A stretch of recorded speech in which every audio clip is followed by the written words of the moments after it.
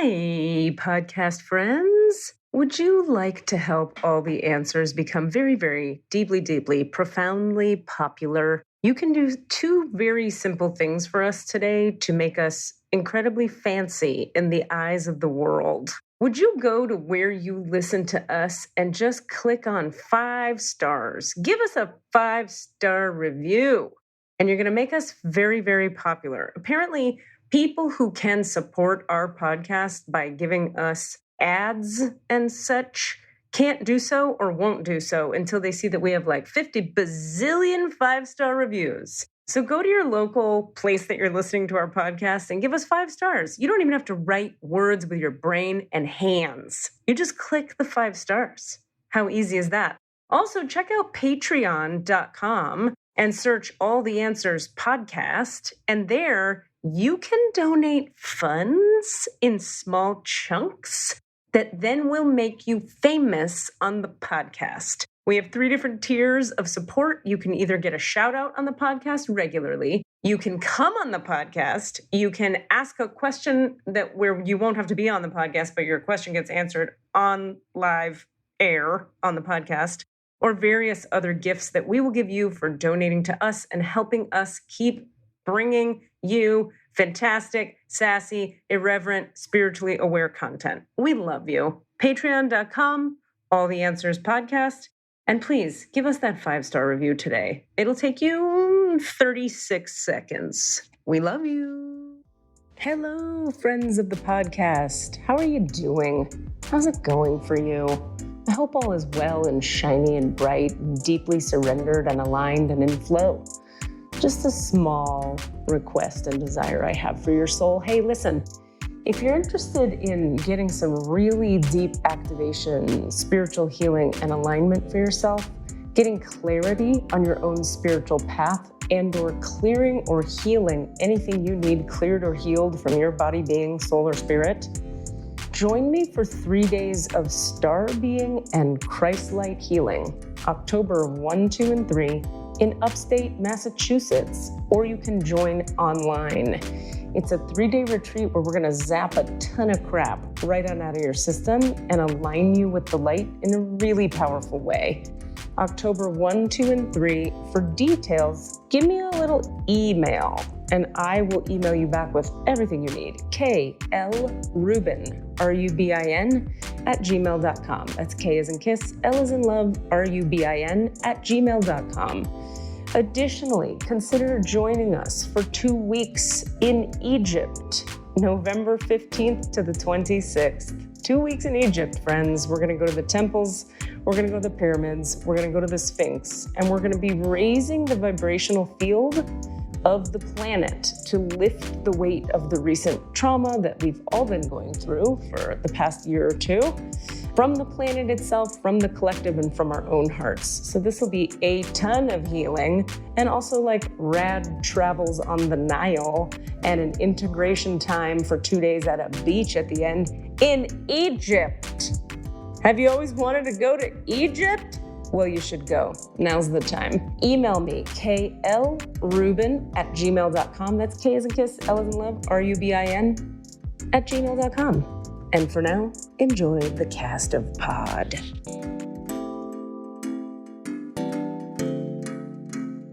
Welcome to that spiritual, actual, factual answers to questions you're asking. You find them inside you, recite you, reciting the records. Akashic, we laughing, we drafting the passion through fabric. It's time for that comedy, dramedy, all of the fanciest, catchiest acronyms. Listeners, listen, we traveling. Conscious is always unraveling. The reading you're having is mapping you back to your natural habitat. Abracadabra, it's magicless, fascinating. To top it off, the host, all the classiest. Now, what were you asking for? All of the answers? What? All the answers. All right. Okay, boundaries. What's going on? You got boundary stuff going on. Tell us stories. That's it. Hey, welcome back. Hello. Hey, welcome to the podcast. Oh, welcome to the podcast. Oh, words and sounds and noises. Yeah, we had such awesome stories about your trials and tribulations from the last episode. So anybody who just listened to an episode, it's like, oh my God, that was a lot of stuff. I don't know what you mean, Cassidy.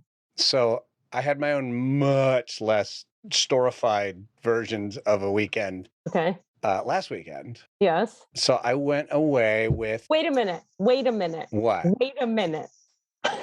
So you're saying you realize you do have narratives in your life? Sure, things happen. Oh, okay. I mean, yesterday you were at things literally never occur in my life. So carry on. True. I mean, to be honest, okay, it's fine. I'm not gonna ratify what they are. I'll let you decide if they're interesting or not. So last weekend I went away for like 3 days with Denise's Burning Man crew. Right. All of who are going to end up listening to this podcast because they were all like super psyched about it. So I'm, How fun is that? I'm going to be nice, but I do have shit to talk. I have a little shit to talk. So warning, those of you who are listening to. Hi, Burning Man crew. I'm going to say some shit about y'all. You are amazing people. We need to shout out them. They are called the Belligerent Gap. That is the name of their camp. That's gross and wonderful. Yeah. They like to call themselves shitlords because they are kind of shitlords. Like, what does that mean? That just means they're like, we're going to revel in kind of being dicks, but in a loving way, Oh, that's fun. Like they're all Lokis, basically. They're a bunch of Lokis. Can you guys hear me? Yeah. Or no? Oh, okay. Yeah. I'm with you. Sorry, I'm just talking really aggressive and loud. Okay. Are you caffeinated? I am. Anyway, they're all like take a bunch of Lokis. You know what I mean? So like Loki the trickster. Yes. They're all very like super smart, like high achievement doctors and computer this and robotics that, biologist this. And then they're all a bunch of like fucking drink and like, and like just get like, let it loose. Like Bacchanalian. Bacchanalian is a very good way of putting it. And how did Denise run into these characters? She's been going to, this is like her sort of family, her chosen family, her and her husband, her and oops, see, I just said his name. You can that out. Okay. Thanks, Des. Let's do it again. Her and Jonathan. Jaguar. Jasper. It's not a Jaguar. Jasper's a way better name for him. All right. So Denise and Jasper, they've been going to Burning Man and like sort of growing this camp of people. And they've been going steady. They've been going steady for a long time. Yeah, they're a bunch of amazing humans. However, this is the however. It's not but you're not amazing humans. It's just my energy is different. And going into it, like Denise gave me really clear, like, I hope, I really want you to meet these people. I really love them and I love you. And I just can't wait to bring my worlds together. But then she would tell every story she would tell about a thing that had happened, included like, shitting in a pool or something, like because of their level of like, of Bacchanalian when they are together. So I had all this like, great, this is going to be insane and in a way that I might not be able to handle.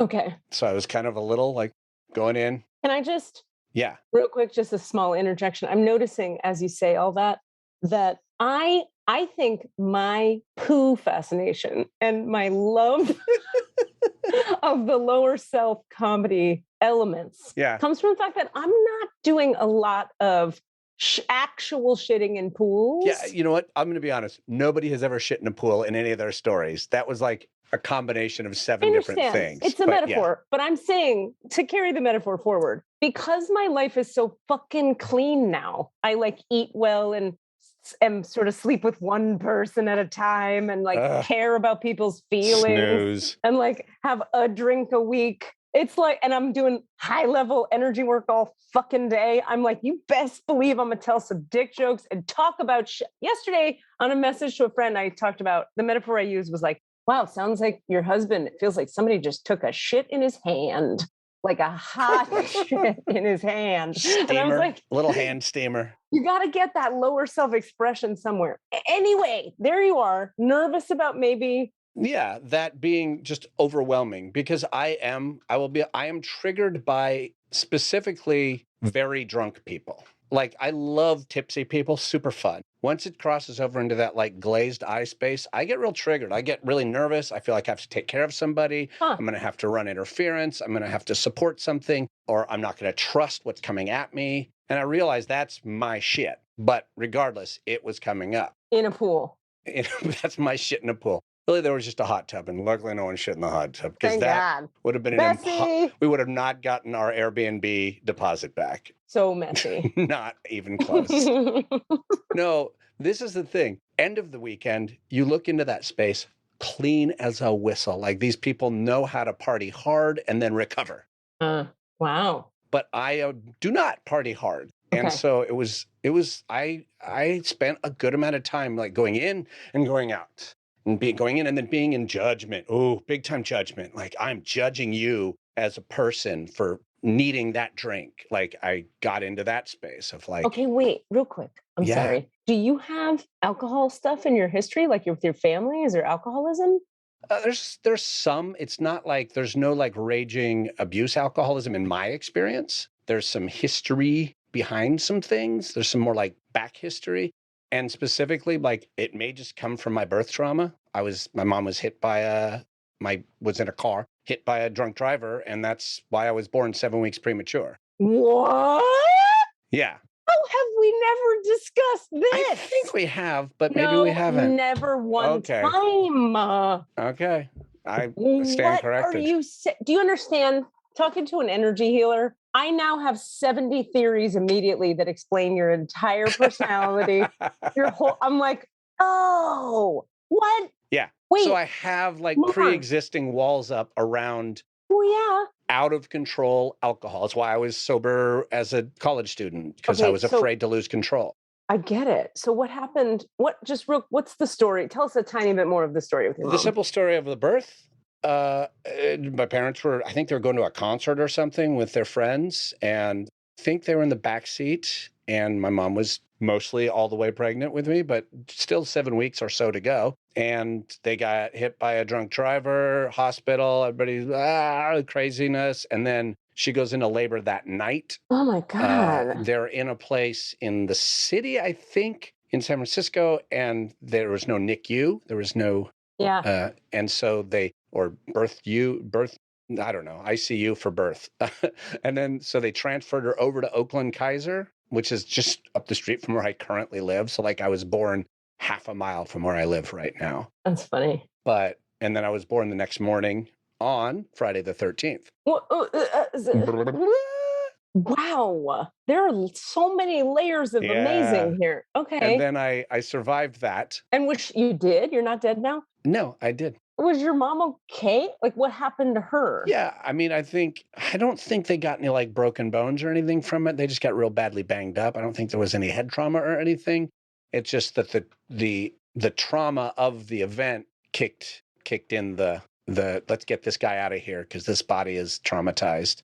God. So then I had to be in a incubator for a while, and then my mom's report of my sort of existence during those first 7 weeks was I wasn't there. I like dropped into my body around 7 weeks. Wow. Like I was just barely in existence for that first chunk. I'm like really for real, but for real, for really.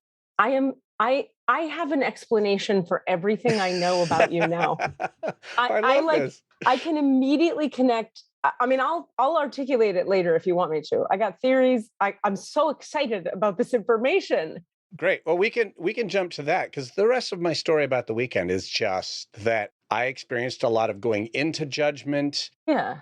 Into triggerage. Sure. Saying, I'm going to walk back to our, because we had a little shack about a half mile away that we were staying at. It was really like a shack, on a pot farm. It was a trip. Okay. Where you couldn't even put your toilet paper in the toilet. You had to put it outside. Yeah, it was not great. Like, so you wipe your butt, you got fecal matter on the paper, you got to walk it outside. You put it in a trash can, and you're like, this is not a good thing. Nope. Anyway, that's a whole other story. So I would walk back, and I had that sort of given permission. It's like, you can walk away anytime you want. Okay. And I was like, good, I'm going to take that. And that was a really good thing for me to get into the practice of like, yep, noticing when I need to take the space for myself. Yeah. And then just walking away. But then realizing like, okay, why am I walking away? I'm being, my first phase is like, well, these people are like this. Sure. And that's too much. That's my sort of judgment space. I get that. And then like, God, I love Denise. We would talk about it. She stayed she stayed sometimes and came back with me sometimes. We were only there 3 nights. And like after the second night, I think we had a really great talk about it where she was just like, yeah, I wanted you to stay, but you didn't. And that's okay. And whatever, and what was going on. And I was like, well, that person's really drinking too much and like whatever. And then she was like, yeah, let me tell you that person's story. And I'd be like, oh shit, that's interesting. Just to frame it out differently. It's like these are all very high achieving people who are being bacchanalian right now. Like They need a minute to let down. let it happen. And they all trust each other and are there for each other. So if you do get too drunk, someone's going to take care of you. And they've agreed to that. Okay. I, however, have not agreed to that. So Correct. I was being triggered by like, I didn't agree to have you in my sphere with that energy. Sure. Yeah, for real. That's for real. Yeah. So and then like the next day after that conversation, I was like, I'm going to drink. What am I doing? Like I'm not having the fun I could be having. Like let down that wall. I did not get hammered because that was the result. Later on, a lot of people got hammered and they did not feel good the next day. Like the driving home day was a nightmare of kill me now. Everybody was kill me now. And I was like, because I left early. I like that you were doing the Wicked Witch of the West theme song as you drive home. Very happy, but sort of a murderer. It just was a good lesson in like both boundaries on myself, but also exploring the need for those boundaries and what was being triggered in me. And that is also my shit. Not just like, it's good to have boundaries, but like, do you need those boundaries? Well, sometimes? And also the difference between a boundary and a judgment. Right. So, and also judgment and discernment. Right. People often think they got to make something wrong in order to not choose it. Right. But what if you could just go like, I'm not comfortable right now. You guys rock out with your cocks out. I'm going to go lay down over here because that's exactly what happened. I'm comfortable over here. And then you're just, nobody's being judged. You're just choosing for yourself. And I did miss out on some amazing shit when I walked away, like ear cleaning sessions with a camera that went into the ear. That was, I got to experience that finally on the third night. Wow. Stayed a little longer. A camera? Oh, yeah, a little ear camera that someone had with a little scoop on it. And we were projecting it on a big screen. And it was phenomenal and disgusting and amazing. I want this in my life. I need it in my left ear right now. No joke. Okay. I'll get the info for you. It's a thing I can purchase? Yeah. She just bought it off the internet. No. Yeah. And I don't even think it was that expensive. I thought this was because there was a doctor there. Well, there was a nurse practitioner who I was like, the only one I want fucking with my ear, especially with everybody being drunk. Nobody go in my ear. Then she even was like, I don't think I'm going to let you all have to do your own ear, basically, because you can monitor it on the camera because you know what it feels like. Just don't jam it in there, people. Come on. I'm so uncomfortable with things going into my body parts, except for peens. Yeah. Yeah. So I just learned some good lessons about my own limits, my own triggers, and I'm not done with that exploration clearly because it like got me to think about like, oh, wow, yeah, I cannot handle certain things. Sure. When I chose to handle certain things, I had a good time. And then I was like, now I'm done with that. I was able to push the walls a little farther out. Sure. Rock on. I feel like the whole thing is just when you get that distinction between judgment and boundaries, then you're good to go. You just lay down, you go away when you need to go away and you come back when you need to come back and nobody's done anything wrong. It's just the thing you need. Yeah. I definitely saw the hard judgments that I was unleashing on people, but I had to speak them. And that's another reason I'm really grateful for Denise, because she was just like, this is shit I don't usually say, because I'd be like, I don't have any right to have a judgment about these people, so I won't say anything. Sure. Instead, just being able to like, okay, let me just say, this is what I'm thinking about this person and what they're doing, and it scares me. Yeah. This person, yeah, I did not like that at all, and I didn't want that to be happening. Yep. And like being able to say it, and then kind of once it said it, be able to go, oh, yeah, okay, I didn't like that. Okay. I mean, I think that's the whole thing of being emotionally safe with someone. When you have a partner where you can just tell the truth, process it out, and move forward, that's like the whole point of communication. Yeah. So yeah, that sounds great. I totally hear you about the learnings inside of that. Our guest today. Yeah. For just like a random transition. I am fascinated to talk with her. Did you look at her website that I sent you? I did. I didn't get to listen to her podcast yet, but I was reading a bunch of stuff. I'll just say, and I cannot not wait to talk to her about it. The imagery on that podcast, like I must know on that website, I must know where the hell she taped that video. Because at first I thought the background was like a backdrop and not an actual space. But then she started like touching the stuff in the space in the video. And I was like, yeah, if that is that's a real space. So to paint a picture for people, it's, well, actually, I'll just tell people the website too, so we can plug her. I think it's Meta. Let me get it. I sent it to you. letsgetmeta.com. And also score on the website. Like, that's a good website. That's a super good website. So she's standing in front of like an enormous crystal, like the size of like a human being, a huge crystal. And then like there are these big golden statues, like 20-foot tall golden, 10-foot, very tall golden statues. And I'm just going, where the hell is this? Anyway, I can't wait to ask her because it looks like something out of like a set from Game of Thrones. Where you'd be like, I thought it was a backdrop too.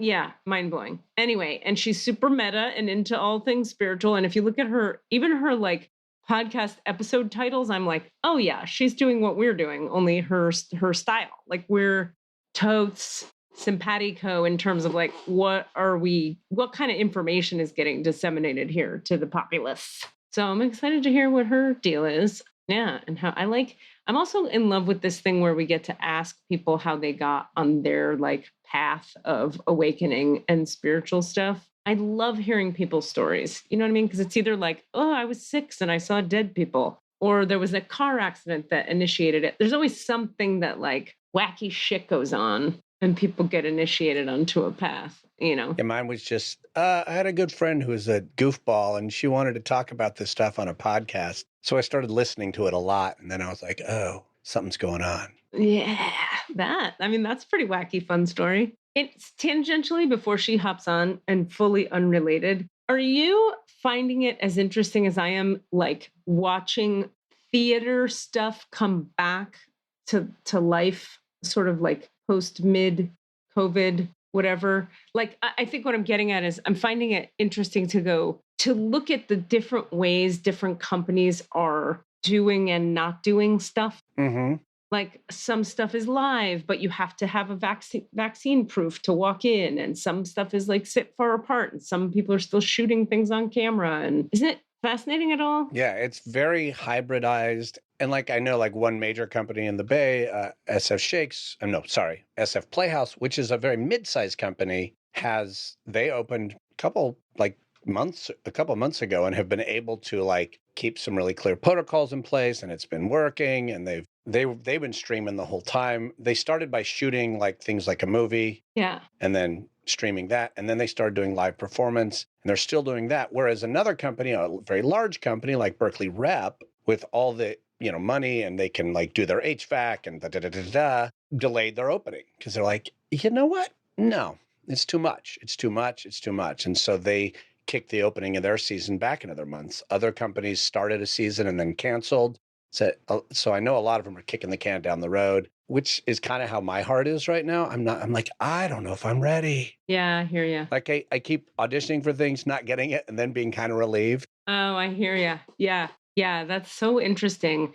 And being in New York, I find myself, it's so interesting because here people are so hardcore about there is no fucking around. You have your vaccine card, that's it. And, a lot of restaurants you can't. It's true in California now, too, or in San Francisco specifically. I believe it. Yeah, that makes total sense. And so I'm looking at certain things that are posted and going like, okay, Katie, that means you have to like get the man to put the needle in your arm. It may be time, which. I had a thing on that. Can I share something with you? Yes, and I have a thing as well. Yeah. I was talking to somebody about another spiritual healer person who they asked the question, rather than should I get it, they said, should I get Moderna or Pfizer?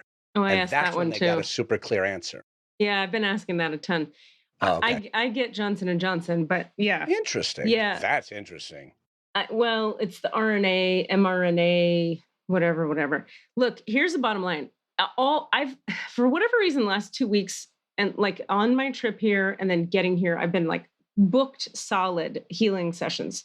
And every other session, like 4 a day, every other person is, do I get the vaccine? Because it's all people who, like people drawn to this work tend to be people who like are shy about getting it because they're all sensitive and they're going to get sick and they don't want to do it and what's in there and we don't know and all the reasons, okay, which we can judge or just hold and understanding and love, compassion. I can have discernment and not judgment.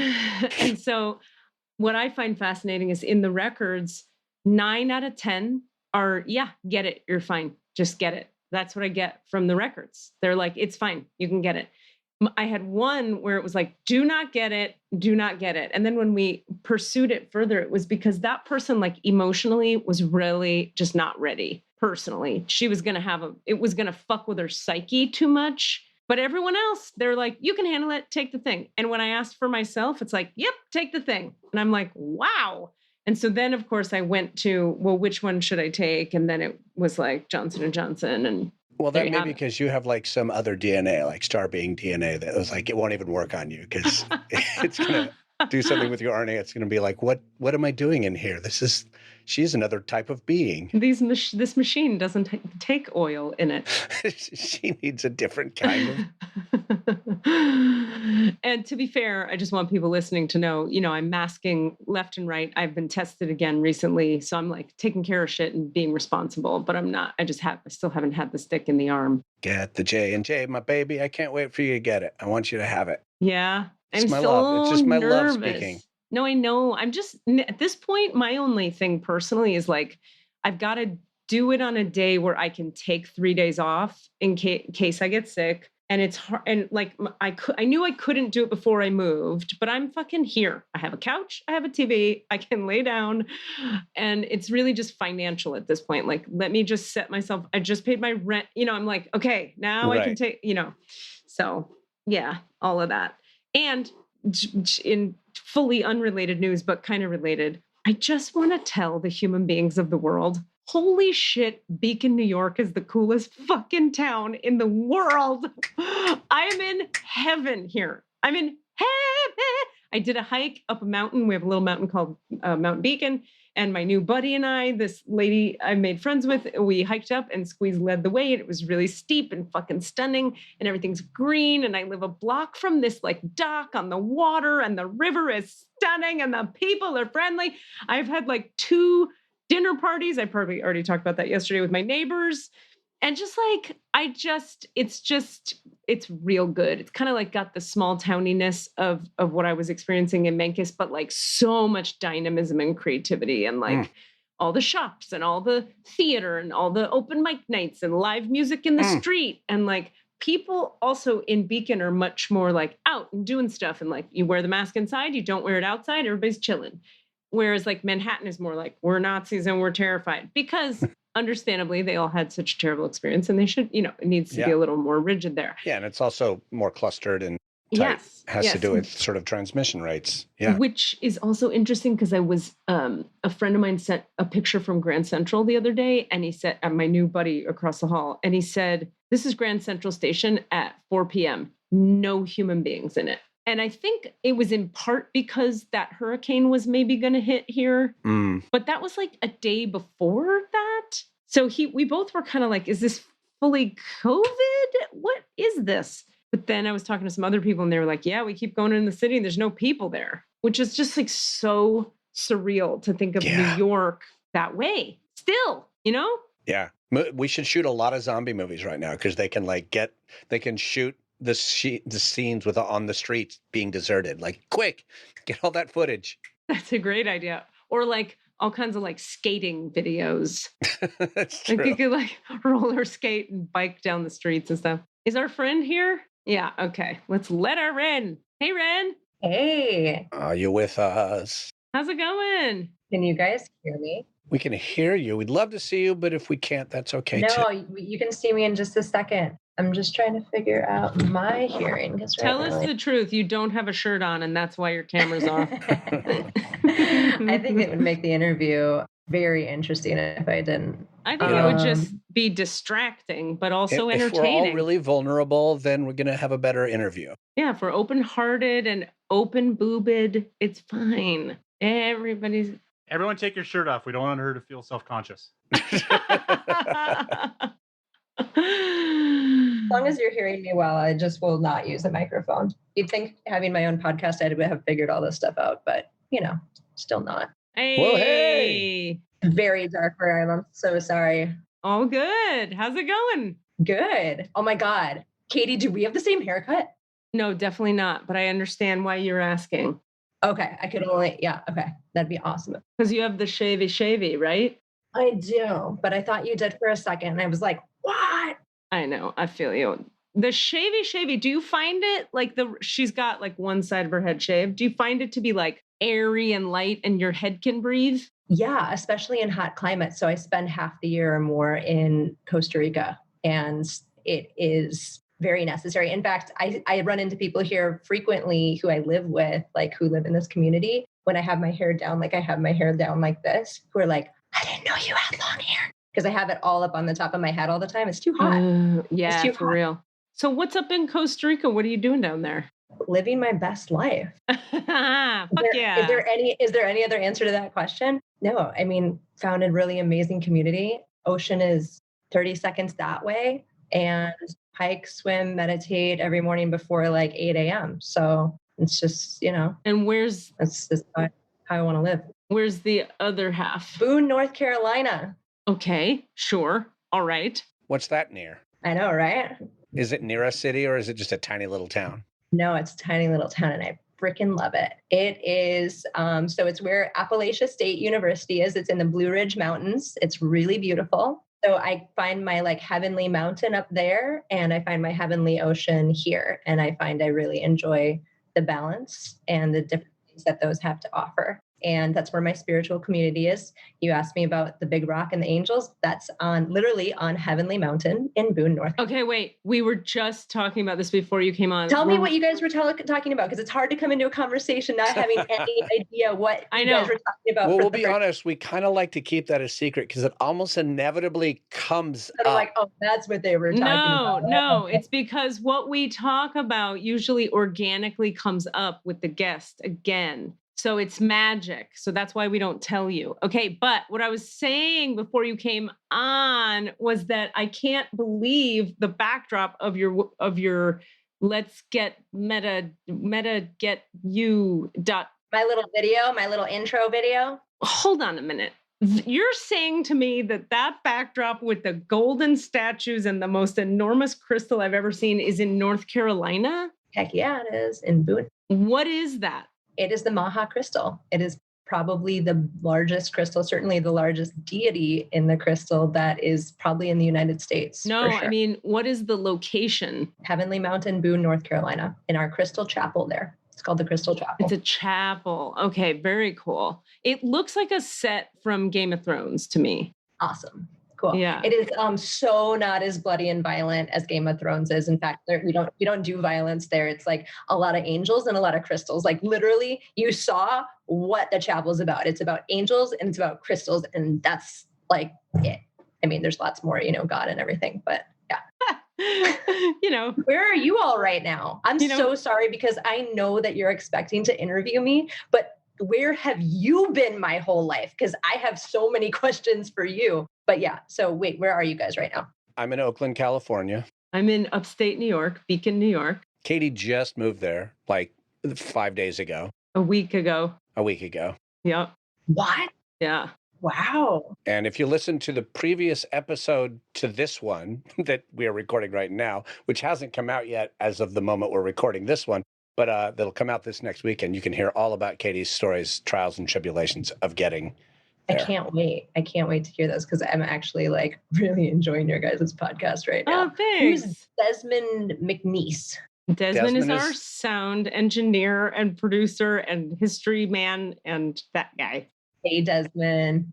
Just wanted to say hello. So, hello to both of you as well, Katie and Cassidy. Thank you so much for having me on the show. Absolutely. Sorry, of course. I'm like, I don't know. I think you probably interview a lot of podcast hosts, but I really like to ask questions too and stuff. So I'm a little thrown off sometimes when I am supposed to be being interviewed. So, okay. So, question for you is tell us a little bit about your kind of like spiritual activation story. Were you always a person on a path, or what happened?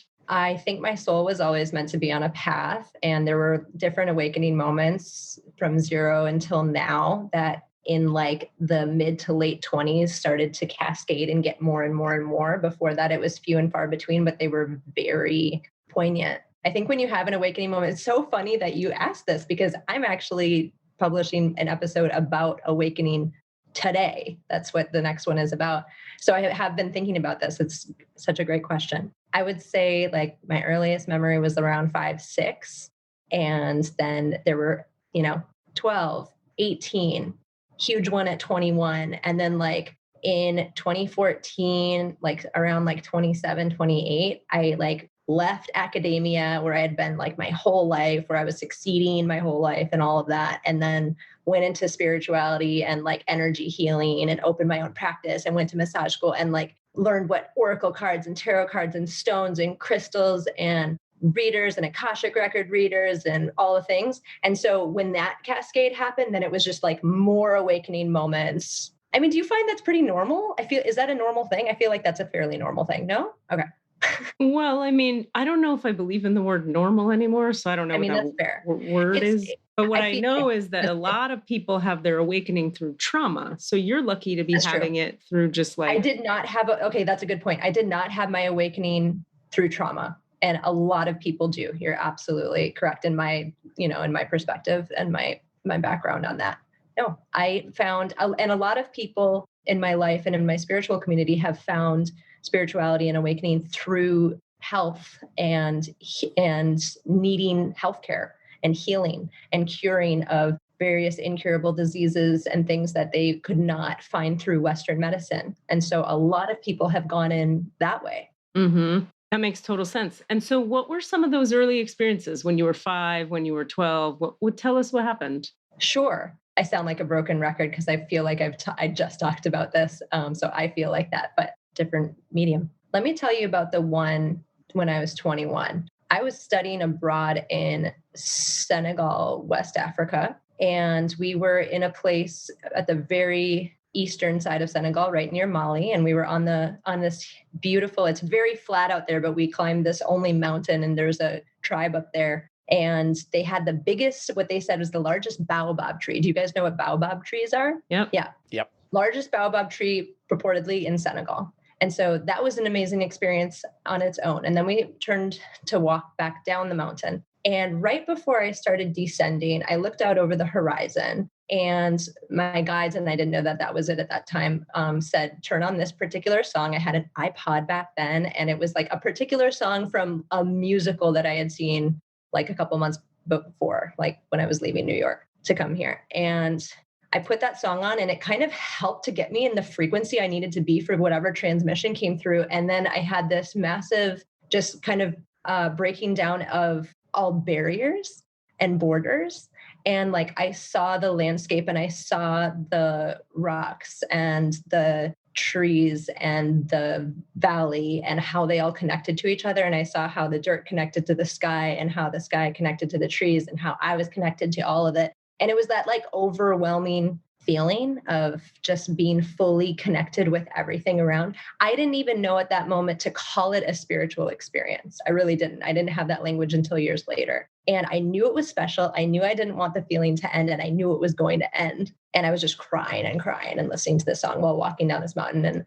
And my friends were walking by like, oh man, hope that they're okay, So that was a huge wake up for me. And then it kind of just kept coming in more and more from there, for sure. And I didn't grow up with a religious background or anything. My mom was always spiritual, but she actually didn't share that with me until more recently in the last 10 years.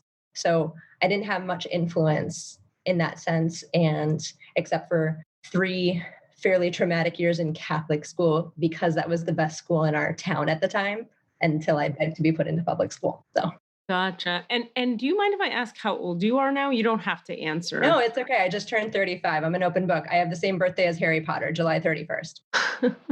Okay, I have to ask, because I'm a nerd, what was the song? Because I think it was Corner of the Sky from Pippin, but that's just what my brain said. That would be a really good one, right? No, way more recent musical than that. Have you ever heard of Spring Awakening? Of course, yes. Yeah. Okay, it was Purple Summer. Which I don't know, but yeah. Yeah, I know that show a little bit. I honestly haven't listened to that. I've probably listened to that song about 7 times since then. So this is over 10 years ago, because when I do, it brings me right back to the moment, and I don't want to lose that if I over listen to it. Huh. Right. Cool. And then, so that's when you were 21, and that's a bunch of years ago. And so when you left academia, what were you studying or teaching or doing? I just brief history. I started in New Orleans and studied anthropology and international development. Did my year abroad, did a Fulbright scholarship actually after that, and then came back and went to Columbia for public health. So I was going the public health route, loved research, loved the whole academia thing, and then promptly graduated, moved to DC, started like a life in that job, and didn't even last a year because like my guides had already been knocking on my door my whole last year of grad school. And I needed all of that. Like I needed all of that to get to where I am. But then it was like I said, January 2014, was really interested for the whole year and a half before that. I'd been really interested in energy medicine. And there was a moment where I was like, I have to wait. This can be my second career. I got to do this first. And then I was sitting in an office in DC and I was like, this can't be my life for the next 30 years. I just can't. And so I took a Reiki class first, which is so many people's first thing. And I enjoyed it and it taught me things and I got experiences out of that. But it wasn't, believe it or not, it wasn't academic enough for me because I needed to understand how things work. Mm-hmm.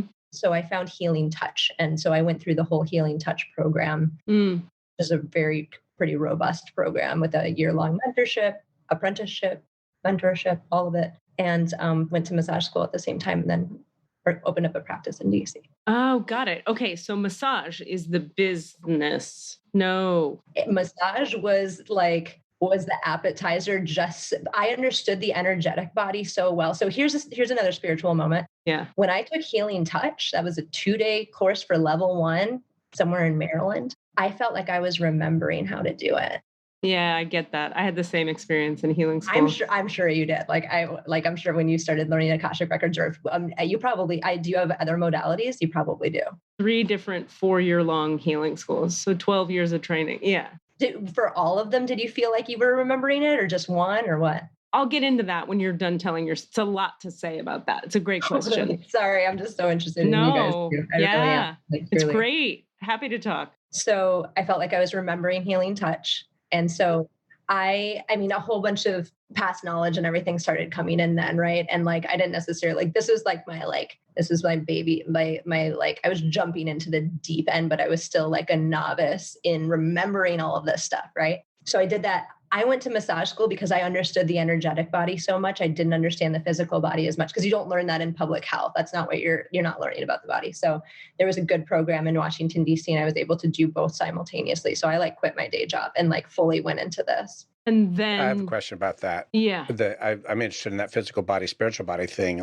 When you say you were learning about, you were learning literal physiology and anatomy. Yes, anatomy. And then connecting the dots between that and your energy work and seeing how they overlaid each other. Exactly. Yeah, that was it. Because in Healing Touch, they in our books, which are pretty really robust actually for energy medicine courses, which can, there's a million of them and they can all be very different depending on what they are. Really good education in Healing Touch, but they didn't teach us anat and phys in depth, right? So I wanted that in massage school. I'm a good massage therapist. I would consider myself an excellent energy worker, even though I'm not even doing that so much anymore because my life has shifted so much in the last 18 months even. And what are you doing now?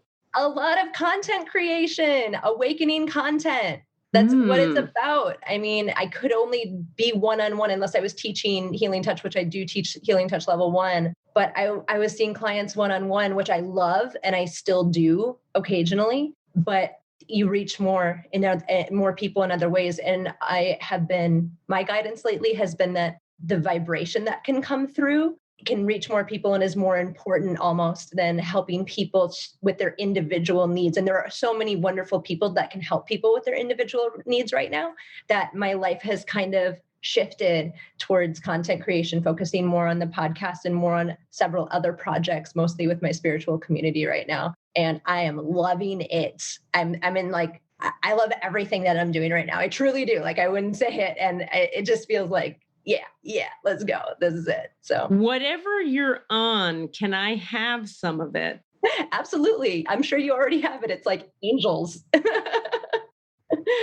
Well, I mean, to me, that brings up a fun point, which is And the idea. Jesus and God, it's all of that. Sorry to interrupt. Well, that brings the point up that like everybody's relationship to this stuff is different depending on what your system is and what your astrology is and what your history is and what your trauma is and all that. So like having like the light of the Christ and all the star beings and all that for me it shows up like I got real peaceful and mellow and quiet over 25 years of doing 3 energy healing schools and then like just tons of other things. And just my initiation looks different and everybody's does. So it's fun to meet people who, your activation is just such a different frequency. And that just speaks to like, we're all here to do different shit and contribute to the light consciousness in our different ways. Right? Yeah. Cool. How old are you? How long have you been doing this? Sorry, am I not supposed to ask you questions? You are so allowed to have a conversation with us. You get to ask anything you want. I'm so sorry. I'm such a bad guest because I just like to ask all the questions. All right, get out of judgment with yourself Yeah, for a moment. What's Let that go about? of that. You're a very fun guest already, so let's just have a conversation. None of us are holding that point of view. You can do it. We're chatting. We're humans talking. Because I have a whole list of questions I want to ask you. Okay, now throw that list out and let's just talk. Okay. What was the question? I asked you how old you guys are and how long you've been in this spirituality game. I'm not in the spirituality game except for this podcast. I'm over 50 years old and I love Katie, my friend, and we have done a bunch of theater and comedy together, and that's what got me into the podcast. But it is true. We just asked each other this question before you came on, and I said, well, my path was just having a podcast with a good friend.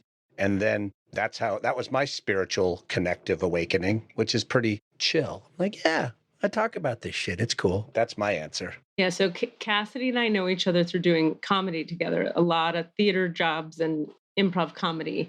But all through my developing of my theater career and acting on camera and stuff, I also was in healing schools and having my breakthroughs, one after the other, a million in a row. So I became an energy healer 15, 20 years ago and have been working with people ever since and teaching group classes and all that kind of stuff. And so when I wanted to make like COVID hit and I got the download, as you relate to make a podcast, because it's always been my sort of brand or style or soul flavor to blend comedic inclinations with spiritual truth. Like I did stand-up comedy and toured around the world, or specifically the country, really, telling jokes about God and spirituality and waking up for a lot of years. And so just comedy and spirit to me have always been intimately linked. So Cassidy and I are really good friends. We've been friends a long time. And so I was like, who's the perfect co-host? This bitch. And we liked the idea going into it that Cassidy would be the voice of kind of the normal person, or the person who's not as activated, or the person who's not as fully woo as I am. I was calling myself at first the friendly skeptic, but that didn't last at all. Like I was trying to hang on to that sort of more, not cynical, but like, well, really point of view. But just every conversation we'd have, I'd just be like, yeah, fuck, let's talk about that. Let's get into that shit. That's amazing. And the transmissions that were coming through were just so like heart affirming that I let go of that sort of viewpoint. I'm still my favorite version of that, Katie. I think we talked about this a few episodes ago, is well, what if that's true? Right. Uh-huh. And just everything we talk about, I just go in with that. Well, what if that's true? Cool. Yeah, that's a great way to come at things when it's not your soul calling. And just to bring it back to something you had said before, Ren, my whole awakening, many, many layers of which have been through trauma and through healing trauma, and also medical stuff that nobody could treat, that only the divine could treat.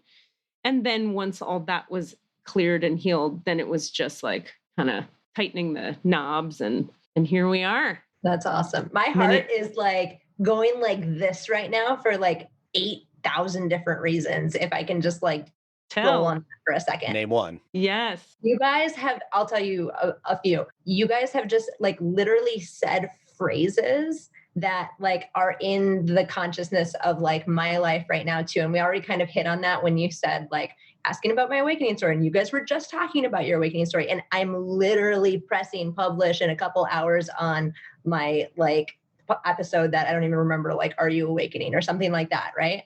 So that's one. But you just said breakdown to break through.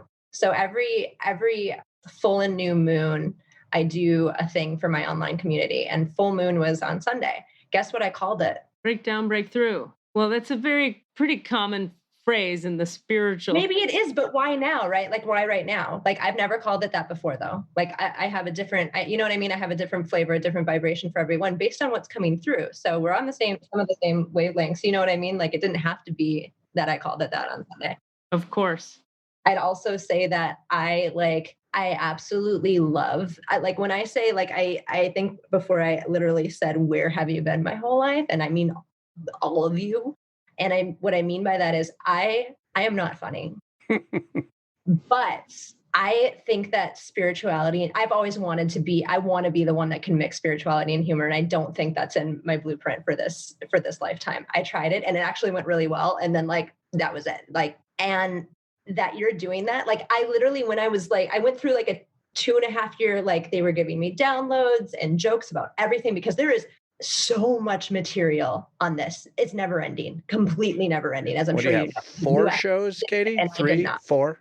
Yeah, about 6 hours of content on it. So much. And I still will get downloads and I'll write it down, but I don't think I'm the person to do it. Right. But like, it's so funny. And I think that people really need to laugh, especially right now. And I think that people really need to be connected to the divine right now. And if you can merge those two things, like I bowed down to your efforts in doing that. And I'm sure it was quite successful because there aren't many people doing that at all. Hence my, like, where have you been? I've been looking for people like you.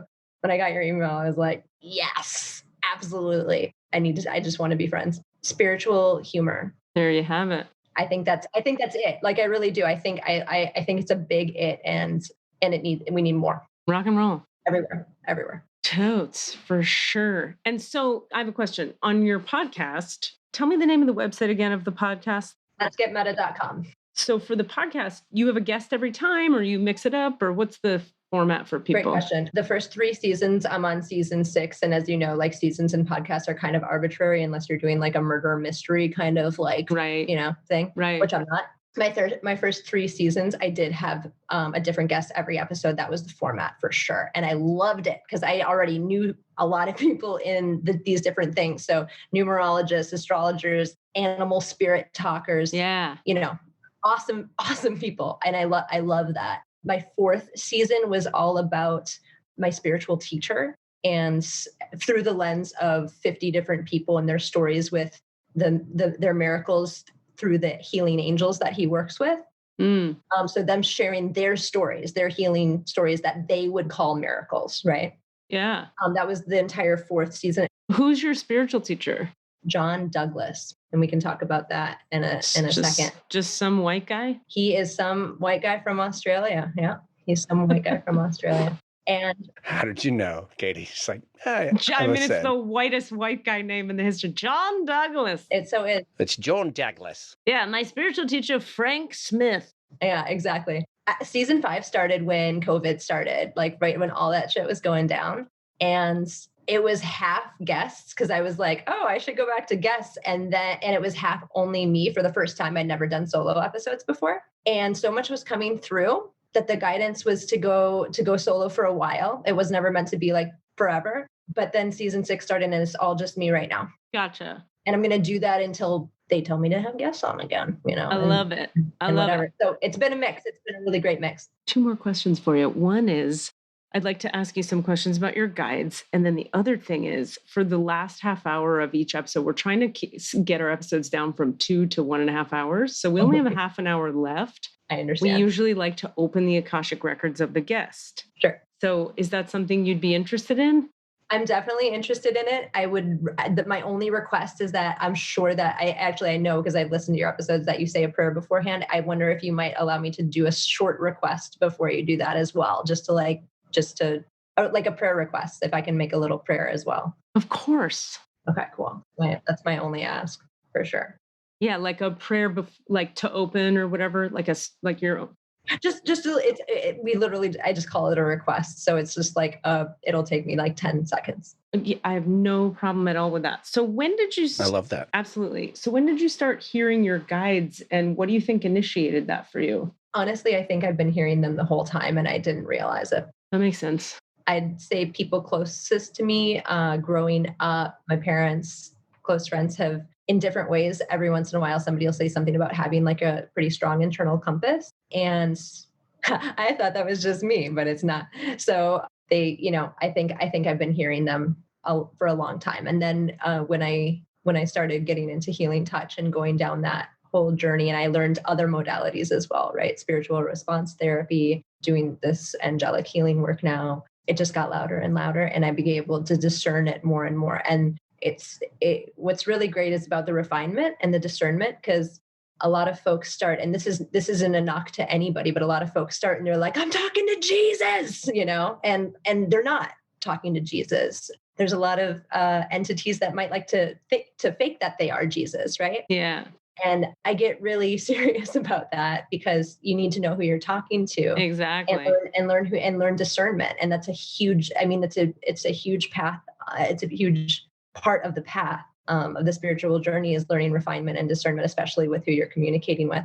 I mean, that's like central to everything as far as I'm concerned. So I'm glad you Thank you. I completely agree. It's like the biggest thing. Like, are you really talking to Metatron? Are you really talking to Lakshmi? Whoever it is, it doesn't matter. You could be talking to Harry Potter, because that is a consciousness. We created that consciousness. Therefore, there is that consciousness, right? Making sure that you're talking to who you think you are is a really important part of how I work with people. Yeah, rock on. And so was there a particular moment where you remember shifting from, oh, I think I have intuition, or I'm hearing myself say words, to when you knew it was guides? Or was it more organic and slow? I think on a deep level, I've always known. I just didn't know it consciously. I knew it subconsciously. And when did you know it consciously is what I'm asking. Sure. I don't know if there was an exact moment. It was sometime in in that whole kind of first year, probably, because I was specifically doing meditation to connect with guides. I was specifically asking to connect with them. And then when they came in right away, and I learned discernment, and I learned, and that took, years to do. Yeah. I've had some pretty interesting experiences with discernment that I'm super grateful that I had. Yeah. Then it just became more and more clear. What are some of those types of experiences you had with discernment? I'll give you a good one. I went down to see John of God the same year that he fell from grace. That's a whole story. Happy to go into it if we want to go there. The summary is very, very powerful healing happened at that location. And actually, I met him at Omega in upstate New York first, in the States, had a very powerful healing, which prompted me to go down to Abadiânia, Brazil, and went there, had an experience there that I've talked about on the podcast that was wrong. That experience that I experienced is like, did that just happen? And then talked myself out of it. And then 9 months later, he's being arrested for sexually assaulting women for decades and decades and decades. Wow, so, I didn't know that. So that was my experience. And as soon as I heard that, I was like, fucking knew it. I knew it. And I talked myself out of it. I knew it. And I talked myself out of it. So what I learned from that experience, and I'm so grateful, because it could have been it's so much worse. Like, I was not assaulted, in the way that so many women were by him. And I know that it's true because of the feelings that I had. What I loved about that experience, and I'm super grateful for, is that I learned that the dark can heal too. Mm. And the dark can heal very powerfully, very strongly. And it can disguise itself as the light. And it always does. And it always does. And so that is, it's been a hugely, and you know what else? My first 2 podcast episodes were about John of God. I started this podcast with that as my vibration, with that as the episodes. And I left them up with I put a new disclaimer in it, but I left them up so that people can see the journey I've made like, I'm not going to hide that I had that experience and that I learned discernment in that way. But I'm super grateful that I did, because now I can tell. Now I can, it's like a taste in your mouth. It's like a vibration. You can feel it. Yeah. I had a John of God experience that I was like, as soon as I tasted the energy of his deal, I was like, no thanks, I'm all good. Yeah. Because the healing school, the first one I went to, was so clean and just so fucking clean, like squeaky, ridiculous clean. Sure. That anything that has anything that isn't just straight the light, it's so palpable to my field that somebody actually went down and, I remember a female friend of mine got these, like, he gave these little balls that would be like full of the transmission, like little beads that you like swallow, that would have the healing in it. And I asked her to get a prayer for me or whatever you do with him. And she brought him back and I tasted him and I went, oh, that's full of shaitan or darkness. So I just cleared that out of my field, because thank God I know how to do that. But then I thought about all the people going to see him and all the people taking those meds and what a thing. And then we have this thing with, what's his name? Babaji from, is that who it was? No, the Kundalini guy. I don't know much about him. Okay. Anyway, Kundalini Yoga, the guy who, what is his fucking name? Hold on. Do you have it, Cass? Yogi Bhajan. Thank you. Yeah. Yogi Bhajan. Anyway, all these dudes are just falling now. Like, it's such an interesting paradigm to look at these men who rose in their spiritual elevation at a time when I guess you could just get away with being a douchebag while you're doing it. And then this moment that we're in now, as we all know, is just a time where women go, no, not anymore, motherfucker. So that's kind of, isn't it amazing just how many of them there are? Like Wild Wild Country guy.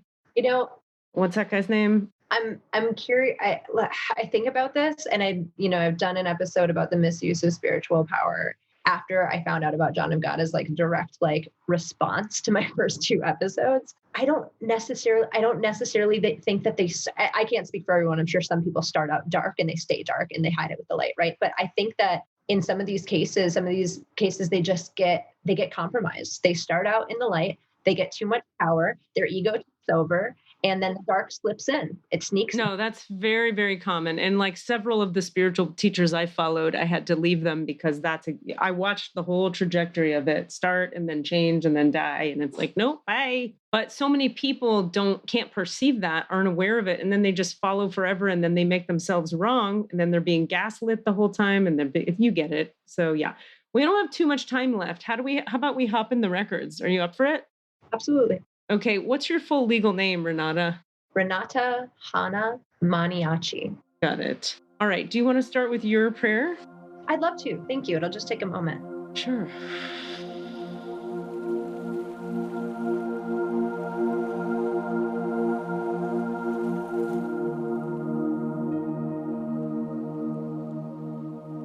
Masters and angels, I request your support, your presence, your guidance, and your protection through this opening of the Akashic records. Please make sure that we are all surrounded by the highest of the high, the lightest of the light beings and energies and frequencies. And please allow nothing but high vibes, high light in and around us throughout this entire process. And let whatever comes through blast out and heal and touch whoever it needs to, and let this episode reach whoever it needs to hear. Thank you with gratitude and full faith. And so we do acknowledge the forces of light, asking for guidance, direction, and courage to know the truth as it is revealed for our highest good and the highest good of everyone connected to us. Holy Spirit of God, protect me, please, from all forms of self-centeredness and direct my attention to the work at hand. Please help me to know Renata Hana Maniaci in the light of the Akashic records. Help me to see Renata Hana Maniaci through the eyes of the Lords of the records. And enable me to share the wisdom and compassion that the masters, teachers, and loved ones of Renata Hana Maniaci have for Renata Hana Maniaci. I'll just go quiet for a moment.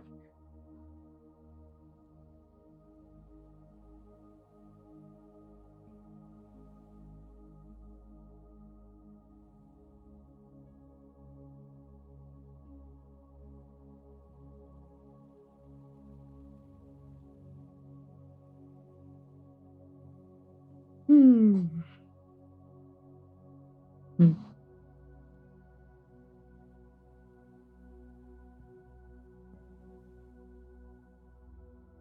Okay, cool. So, yeah, just as we deepen into the Akashic records of Renata here, just asking that anything and everything in my field or hers or anyone else's here in this moment that would stand in the way of us receiving the highest and best, clearest guidance and energy be taken, cleared, released, and sent to the light so that only the divine can speak. I mean,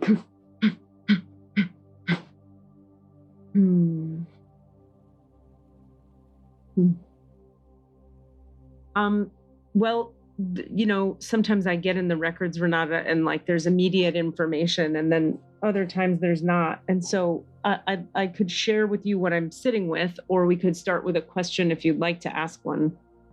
No, I prefer actually for the messages to come through first before questions, since they're there.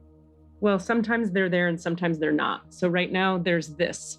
There's a activation, in recent years on the planet where new souls, they call them, the way they give it to me is they call it the new ones. The new ones have been brought, sent, aligned to come to this world, this earth, to give a kind of frequency template for what's possible for the rest of humanity. And they are like comets of light who just get like a meteorite of light that just goes boom onto the earth.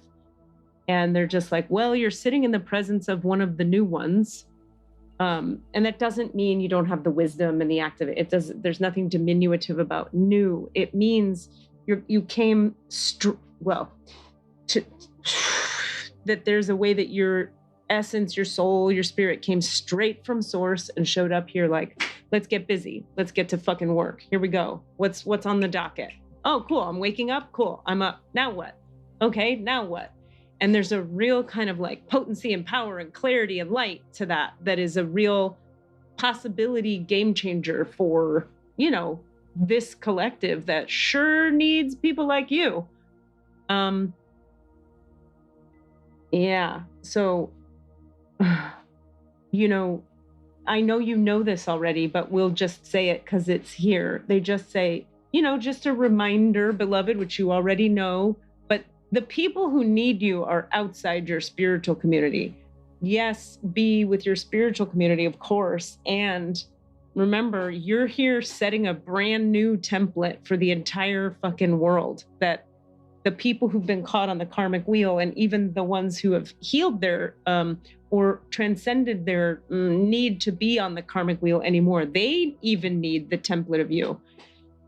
Humility is going to be important on the path. Humility, always humility. And just, it's like they show me this image of, it's like you walk down a beach, you walk through a party, you walk through a mall, and you're showing the people around you an entirely new template of being. So you already know this, but be visible, be seen to the people who aren't in the know, because boy, do they need you. And you, of course, are aware of that, or you wouldn't be doing what you're doing. Is there more? Nope. So, yeah. How does all that land for you? You're very clear. Uh-huh. Yeah. Not everyone is, but you are. Yes, beloved. Thank you. And so do you want to, I know you have your own guidance and you don't need a reading, that's for sure, but do you want to ask anything? You want to throw anything? Absolutely. Okay. Real question, like for serious. Was I ever funny? Did I ever have any lifetimes where I was funny? Yes. Okay, hold on. I'm going to let this drop in. Is it lifetimes? No. It's some like other word. Because I don't get... So has she had lifetimes? Lifetime? Nope. Other dimensional realities where humor is... just is... Canadian, Syrian, little Syrian. I'm just letting this info trickle in here. So lifetimes on other planets and in other dimensions where humor is just holistically integrated into the consciousness of the awareness of the all that is. When one understands how to be a conscious vessel without a physical form that creates such limitation like we have here in 3D earthy town, humor is just a part of it, particularly for this kind of Syrian frequency that's really present here. So it's like you had some time with the Syrian beings where 2, 3, 4, 5 hundred, 2, 3, 4, 5, 6, 2, 3, 4, 5 lifetimes with the Syrians as a Syrian on Sirius. Isn't it funny that it's called Sirius, but they're funny? I love it. Because they're very potent. And when you're a powerful motherfucker, you understand the power of humor. I mean, humor is one of the most powerful tools you can have in terms of communication. How do you get to something quickly and directly? Make them laugh. And then they blow open at the heart center. So it's that Syrian connection, but not Earth lifetimes. Earth is not a funny planet. Okay, what else? And do you do any? I'm interested if you do. I don't know if you do this. Clearing anything that's getting in the way from me accessing that interdimensional humor. You know. Sure. Yeah, my whole business is clearing everything. So let's clear it. Sweet. Okay, so feel into the second chakra.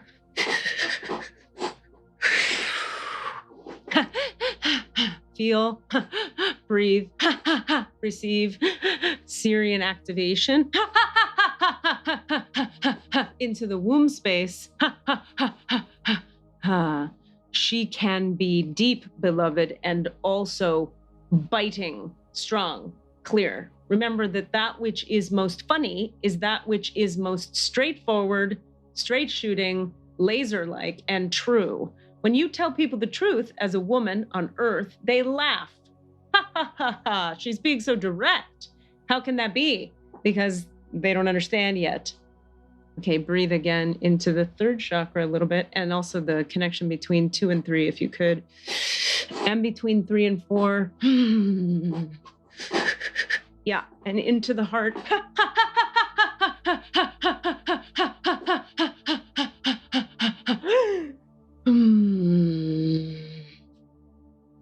Ya Shafi alalima kudusa salama razak al-aziz.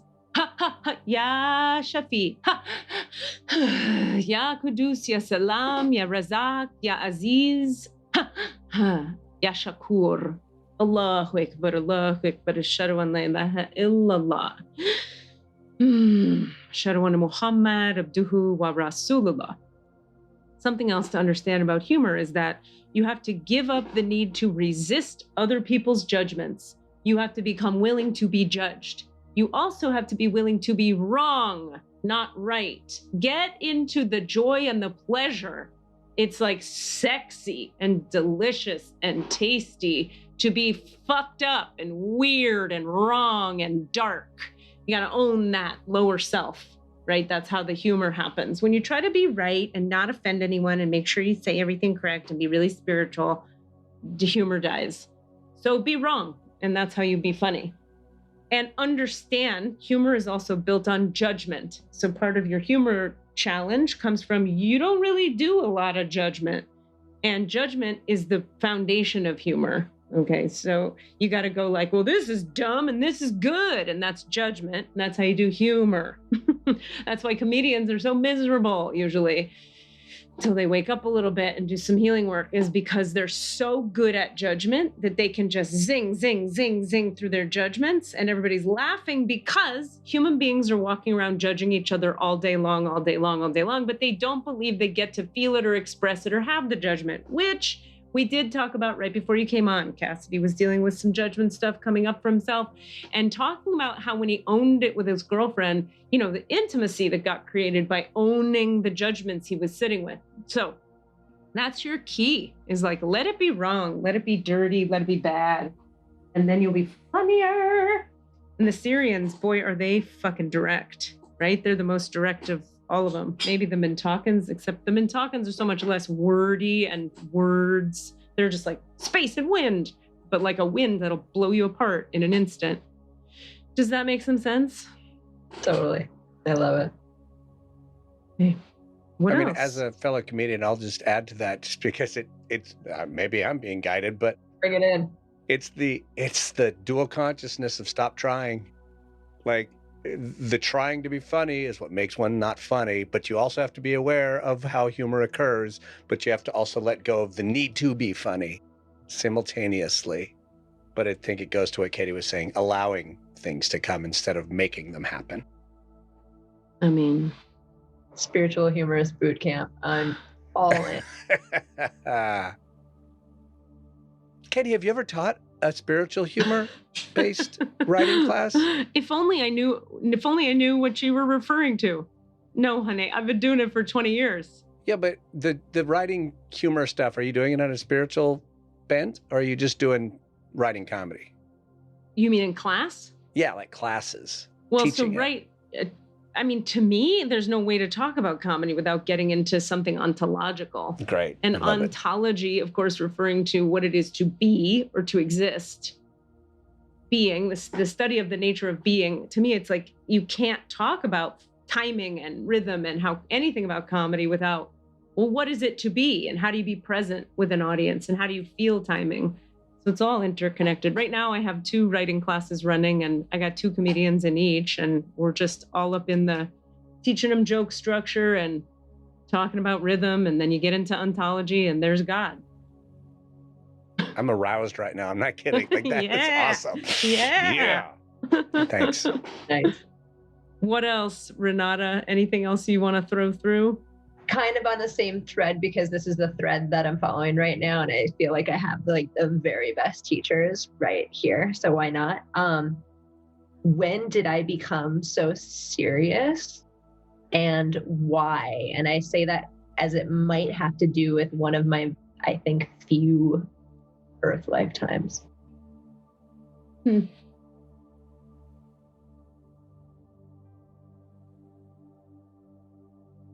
Well, okay. I personally, every channel, right? We all get different info, and take what you like, leave the rest.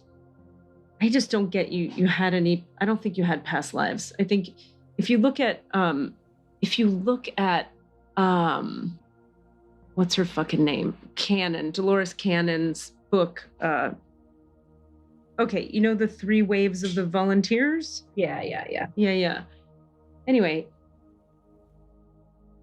when a being, I'll just take it how they give it. When a being, if you imagine the essence of you is not an individuated self yet, it's just merged into the oneness of the divine. And then it becomes aware of itself and makes a choice, if you will, to descend, or it responds to a call and goes like, sure, I'll take a form and go down to the earth and take a body and do whatever that is for the sake of teaching and showing the people there what it is to be in this oneness. You're coming from the realm of, the realm of unity in and of itself has no need to make jokes. Jokes come from an awareness of separation, right? And so the fall, like if you think of the fallen angel story of Lucifer, for example, he's only a fallen angel in that he's separated. He had consciousness, and he said, like, I'm not God, and I choose to not be God. I choose to be the opposite of God. Now there was duality. There was this and that. And from this and that, there's tension. And when there's tension, you can have comedy.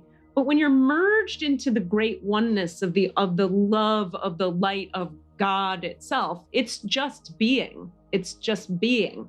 It doesn't need to make jokes. So you, as far as I feel, through this channel, you kind of just emanated down from that space and took a form. So your system is learning. It's like you're learning how to even understand this time on this planet in this form, what is this judgment thing and why would people do it? It creates so much pain in my body. Why would I separate? I'm trying to unify and open and so on and so forth. So the framing I get is like, it's not that you became serious. That's like such a no. My head is like, no, no, no. It's that you are oneness, and oneness isn't separate enough from itself to comment on itself, right? So what you're trying to develop is a skill that is very human, and you are not. You are of the light. And hallelujah, because some of us, you're looking at one, had to work 25 years to get to that. So lucky you. But of course, the grass is always greener, right? On the other side. Thank you for that. Yeah. My pleasure. Yeah. That's fun. Yeah. It's fun to sit with your energy. It's really unique. Well, what's great is again, you're very clear, and I love it. I freaking love it. I really do. Like, I don't open myself up much to other folks anymore. I don't need to. And this was scanning really high on my, form of guidance. And so interestingly, the last time that I opened the Akashic, my Akashic records were open was about, let's say, a year ago. And that was only the second time. And the first time was, let's say, 7 years ago. So the last time my record was opened, I asked them to take me to a lifetime that I needed to know about, that was pertinent, like whatever I needed to understand for right now. And they took me to a lifetime, and it took a minute to understand what was going on, because there was no body, there was no form, there was no planet. Right. There was no solid, there was nothing solid. It was just energy. And it took me a minute to understand. It took me a couple minutes to understand of just sitting in it. And then I realized that it was unity consciousness. And the only way I could, the guy was like, describe it to me. I was like crying, because it's so beautiful. Yeah. That frequency is so, like, when you're there, you're like, why would you ever want to leave? I don't understand. I get it. Like, because now I'm out of that. Like, I'm not in unity consciousness at the moment. Right. And there's cool shit here too. But when you're in it, you're like, it. And the words I found were, it's like being in a school of fish, and everyone moves at the same time towards a certain thing. And it's just, there's no thinking. You just are. You want to hear the craziest thing I've ever, Cassidy, watch how crazy this is about to be. You want to hear something crazy? You know who you need to meet? My ex-boyfriend. She needs to meet Newman Manfredson. Oh, very recent ex-boyfriend. Yeah, like my current, like so I was in Colorado for a year just now, and I just left a week and a half or 2 weeks ago. And Newman Manfredson, that's not his name. We made up a funny name for him. His name is Alfred. Oh my God, you need to meet him. That is so fucking trippy. I'm going to connect the two of you, and you're going to... Why? Because he's like you. You're the same. Of essence, not like person. Yeah, I get that. Yeah, and you're going to resonate in a weird way. That's I think he needs to know you, and I think you'll enjoy him. And who knows what happens. You're not trying to make them date, right? You're just meeting two souls. Those are just... what happened for me. I don't play for that team, but that's cool. Okay, got it. Hold on. But I'm still open to meeting cool people with awesome vibrations. Yeah, so I think he needs to know you. And I think, I don't know, there's a synergy there for sure. Cool. Just because he needs to know other examples of clean souls coming in? He is someone who, like, my whole role with him in our relationship was like helping him understand that he's not crazy, and that he's being a pure soul that people project on is not... I was just helping him understand he's not insane, that he's actually just a being that came straight from unity consciousness. And I have to say, I think I've met 3 people total ever my whole life, and I'm 155 years old, who are straight from the light like that. And he's one of them, and he's incredible. And it's almost like sibling energy. Like you two have like, you even, now that I think about it, you kind of look like him. This is so weird. I almost like wish you did bat for that team, because I'm almost like, hook a brother up. Like, he's alone now. I know, isn't it weird talking about this whole like unity thing and separateness thing? And here I am on Earth being like, well, I tried that, but it didn't work. So. But yeah, I mean, I'm open to meeting whoever. I have to say too, from what you brought through before your first message, is that my cosmic being is so tickled to be referred to as new. It's like, I like never get that. It's all like, there are people that bring through stuff. They're just like, you're ancient. And I'm like, well, I can be really shiny. Remember, like, we're just talking about new. No, I know, but I love that was what came through, and those were the words. Like, I really love that. Thank you. Yeah, but for people listening, I need people to understand the distinction, because old soul is such a weird term that it means different things, and people use it weirdly, and judgment, and it's good to be old soul and it's bad to be new. And this is more of a whole thing of like, imagine you're God and you're just merged into the oneness. And then you're like, I'll take a form, like we said, and come to Earth. You're brand new to this weird 3D fucking thing, but you're certainly not new to existence. No. Yeah, I thank you. I felt the vibration with which like those words came, and my soul was like, Yee! Yeah, that's great. And what you said about him, and to help him through and understand that he wasn't crazy, or he's not crazy. I never thought that I was crazy. However, it's interesting that you use those words, because that is part of why I started my podcast.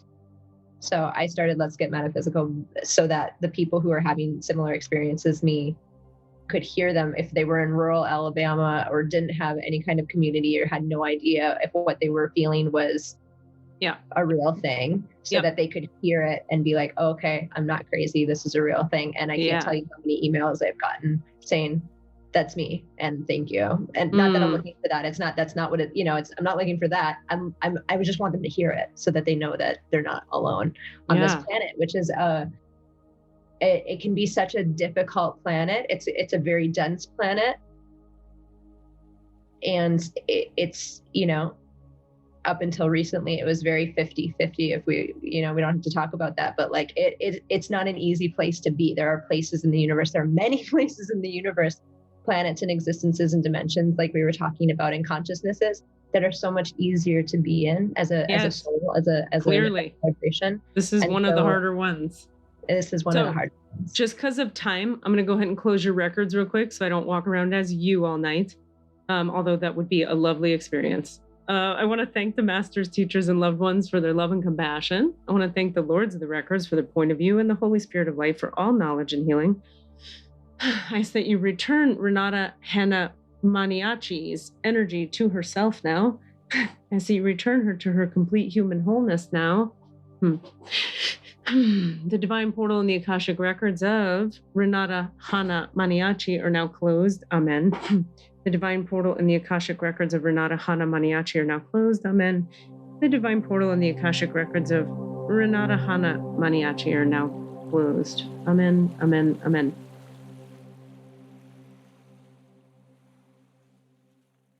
Also, they want me to acknowledge two things.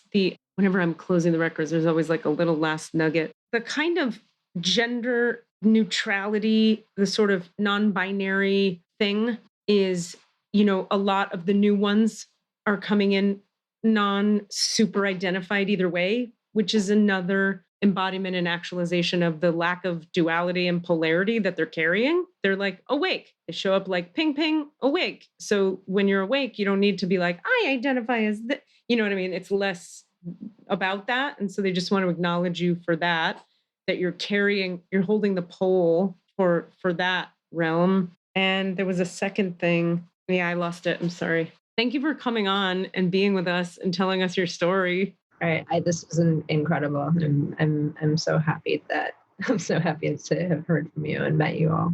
Really. You too. Thank you. We love you. Thank you for being so sprightly and bright and amazing in the world. Real quickly, I just wanted to adding to that, Katie, like Renata, just because you may have difficulty structuring and writing a stand-up act doesn't make you not funny. I find it really hard to believe that someone as happy and outgoing as you has an inability to bring levity to a gathering. Oh, And that to me is so true. the highest sense of humor. I mean, Desmond. Before we let you go, I will say that the moment you started speaking your prayer, and from that moment forward, you, Renata, and then Katie's as well, I don't usually have a really significant, like, into the prayer space. I sometimes have a light one. I had an immediate, like, I like a flush, my body flushed, and then you said your prayer, and I was like, and then Katie said yours, and it just doubled down. And yeah, I'm as happy as a fucking joy clam. That's what I was trying to say right now. Just want y'all to know that. Just acknowledge that space that y'all opened up the energy towards. but that's Renata, that's you bringing that to him, because that's unique for him. And so thank you for being who you are and bringing your field here. Absolutely. This is amazing. I love what y'all are doing. I really do. Like, I'm subscribed. I'm in. Like, this is like, if I was allowed to have an alter ego, like I would want it to be all of this, Seriously. So let's stay in touch. Like, I'm Sounds in. good. All right, babe. Thank you, and do your work. Do your work. Love you guys. Hello, friends of the podcast. How are you doing? How's it going for you? I hope all is well and shiny and bright and deeply surrendered and aligned and in flow. Just a small request and desire I have for your soul. Hey, listen, if you're interested in getting some really deep activation, spiritual healing, and alignment for yourself, getting clarity on your own spiritual path, and or clearing or healing anything you need cleared or healed from your body, being, soul, or spirit, join me for 3 days of star being and Christ-light healing, October 1, 2, and 3 in upstate Massachusetts, or you can join online. It's a 3-day retreat where we're gonna zap a ton of crap right on out of your system and align you with the light in a really powerful way. October 1, 2, and 3. For details, give me a little email and I will email you back with everything you need. KLRubin, RUBIN, @gmail.com. That's K as in kiss, L as in love, RUBIN, @gmail.com. Additionally, consider joining us for 2 weeks in Egypt, November 15th to the 26th. 2 weeks in Egypt, friends. We're gonna go to the temples, we're gonna go to the pyramids, we're gonna go to the Sphinx, and we're gonna be raising the vibrational field of the planet to lift the weight of the recent trauma that we've all been going through for the past year or two, from the planet itself, from the collective, and from our own hearts. So this will be a ton of healing, and also like rad travels on the Nile, and an integration time for 2 days at a beach at the end in Egypt. Have you always wanted to go to Egypt? Well, you should go. Now's the time. Email me, klrubin @gmail.com. That's K as in kiss, L as in love, RUBIN @gmail.com. What are you asking for? All of the answers? Say what? All of the answers? Yeah, all the answers. Hey guys, thanks for listening. We'd love to hear from you. Please email us with your questions so that we have questions to answer in the Akashic Records. Our email address is allanswerspod@gmail.com. That's allanswerspod@gmail.com. And if you'd like to find us on Facebook or Twitter, it's @allanswerspod, @allanswerspod. Thank you. Steamer, little hand steamer. Is it usable? Mixed and edited by Desmond McNeese.